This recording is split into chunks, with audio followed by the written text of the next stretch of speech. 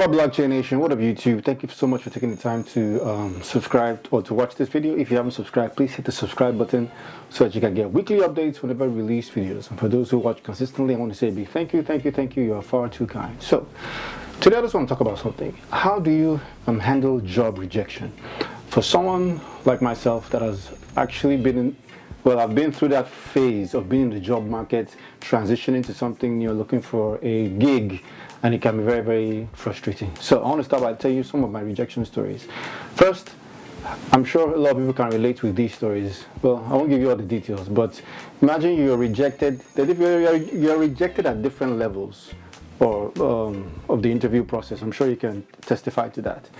I remember being rejected at the pre-screen. Now, I noticed that when you apply for a job online, you just Google, I don't know, software engineering job, blockchain developer job, and you just get an email a couple of days later or weeks later that says, sorry, you don't qualify. It's nothing, most of the time it's some automated machine that's just responding to you, filtering through your CV and just letting you, based on some search keywords, if those keywords are not in your resume, and then an automated email just tells you, nah, you don't qualify. So I realized that it helps to know somebody that works at the firm. So I remember I was applying to a FANG company. FANG is an acronym for Facebook, Apple, Amazon, Netflix, and Google. And I knew somebody who worked there. So I figured, hey, this would be cool. Reach out to the person that, hey, make sure a human being gets my CV resume and it's not just some computer. And at the pre-screen, a recruiter looked at the resume and just said, no, sorry, you suck. And that thing, that really hurts sometimes. So rejected at the pre-screen sometimes can be a bit annoying, or not necessarily annoying, but maybe frustrating. So I know what that feels like.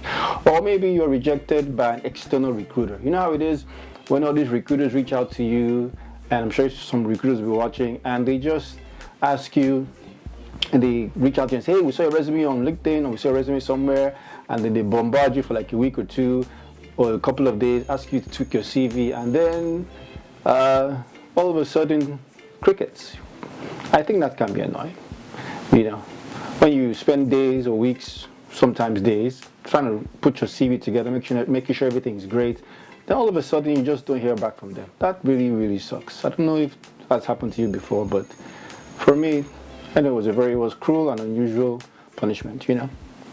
Or maybe you're rejected by a company recruiter. Maybe it's not an external recruiter or like a headhunter, but you actually applied to a job. And the recruiter reaches out to you to kind of do like some pre-screen. And I know for me, one time that really sucked was, I remember I applied for this role for a top consulting firm. And the recruiter was, somebody I knew. I think it's always good to use people that you know. Someone I knew, reached out, sent my resume to a recruiter at the firm. Recruiter calls me, we're having a chat. I was so excited, going on about what my experience was, where I worked. And she just stopped me mid-sentence and said, hey, wait. How many years of experience do you have? This is an entry-level role that requires 2 years experience. And it was so painful because I had my spiel where I was talking and going through I had this wonderful thing that I had rehearsed. And mid-sentence, she just stopped me and said, no, I don't think you're a good fit. Oh my goodness, that was painful. So, now that I ranted about my own rejection stories, please write them below. I'll just give you what I believe are ways that you can handle job rejection. So, this is just my personal opinion and lessons from my own experiences. First, remember that it is not personal. They're not rejecting you as a person. They just believe that either A, they just don't believe that you're a good fit for the company, or maybe you really are a good fit, but you haven't presented yourself as a great fit. And that used to be my problem for a long time, where maybe I was nervous, maybe I didn't put my resume together properly. So remember, it's not personal. Remember that they're not rejecting you. They don't think you suck as a person. They don't think you, there's anything wrong with you as a human being.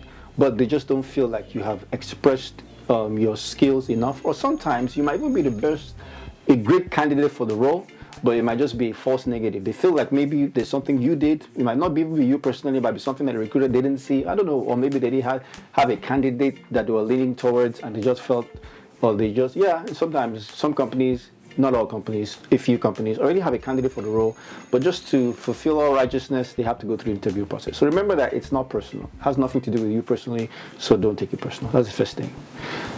Second, try as fast as possible to forget the experience and take away the lesson. Sometimes we're so inundated with, oh my goodness, I really wanted this role, I was committed to this role, and I didn't get the role, and you don't take the time to just say, hey, okay, what is the lesson that I've learned from this? How can I be better going forward? How can I, what do I need to improve on? What do I need to add?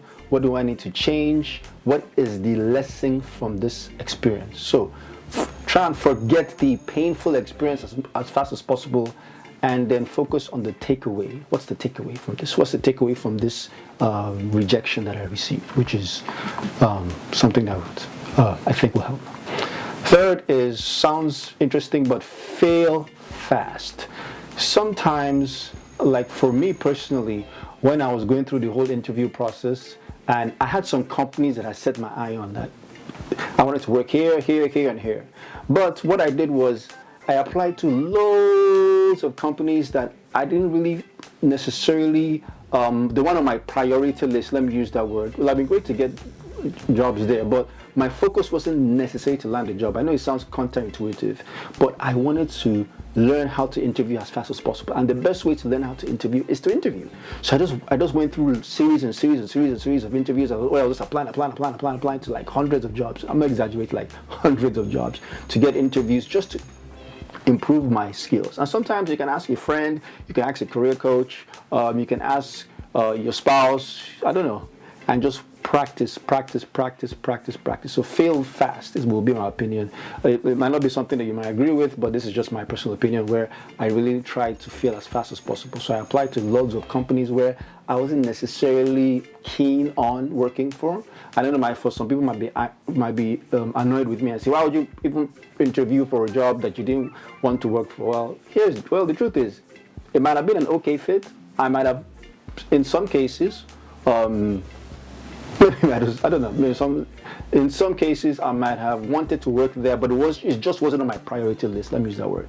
There's some other companies I will have worked for, but here's the truth. Also, I'll say this as a clause: whatever I put my mind to, I put 110% into. So even if I decide to work for a particular company, I know there's always a lesson to learn, and I give my 110%. There's no point in getting an offer and not putting 110%. I won't agree to that. I also frown against using a company. That's just me. So even if it might not be on my priority list, if I did get the job, I would have been 110%, because I'm always 110% in everything I do. Because if you're not going to give you 110%, then why even bother wasting your time? By the way, fail fast. Fail as fast as possible. Apply to as many places as possible. Save your favorites at the bottom. Then you can also apply to might not be your most preferred job first. So that would just be my personal opinion. I know some people might disagree, but hey, that's just me. Anyways, point number 4: if possible, get feedback. If possible, get feedback. I've had some interviews where I've asked the recruiter and say, okay, what was it that you were looking for? What skills, or what was it that I did not communicate or portray to you that made that I wasn't selected for this role? So try and get feedback. Feedback is painful, but hey, for me, feedback is key. As much as possible, ask for feedback, good or bad.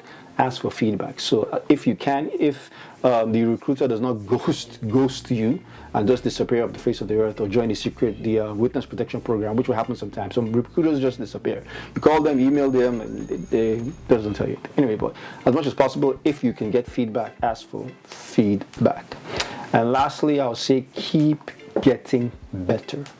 So learn new skills, learn new stuff, always learn. Always look for ways to improve. Maybe your communication skills. Maybe if it's you weak on code challenges, maybe like data structures and algorithms. There's so many resources that you can use. I'll put some links below of some resources that kind of helped me. Just keep on getting better. Keep on improving your skills. Keep on interviewing. Just keep on getting better. And as you get better, you have more and more confidence. You remember that it's not personal. You try and forget the experience and take away the lesson. Fail as fast as possible. If possible, get feedback. And keep on getting better and better and better. So that's just my 2 cents. If you're out there and you have some tips for us as well, please leave your comments below. And that's it for me. So until next time, my wish for you is that you learn how to code, because coding is changing and will change the world. And those who get involved early in IoT, in data science, in cloud computing, and my personal favorite, in blockchain technology, will greatly impact the future. And if that's you, let's go change the world.